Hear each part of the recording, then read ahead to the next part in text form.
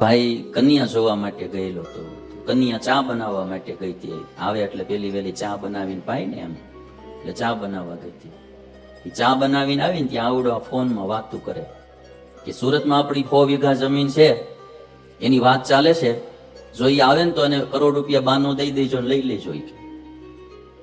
અને મુંબઈમાં જે આપણી ઓલી બિલ્ડિંગની વાત ચાલતી હતી, 25 માળના બિલ્ડિંગની, હા, અને એ બી જો અગ્રી થતો હોય તો ભાવ કઈ જોતા નહીં, તમે તાર લઈ જ લેજો. કે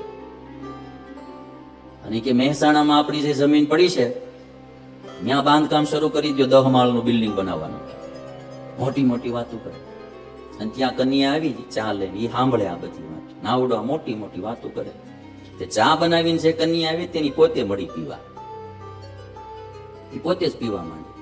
તે બોલ્યો કે મારી માટે ચા બનાવીને લાવ્યા હતા ને તમે કેમ પીવા માંડ્યા? ઈ કે અમારે અહીંયા ટાવર પકડાતો જ નથી મોબાઈલનો.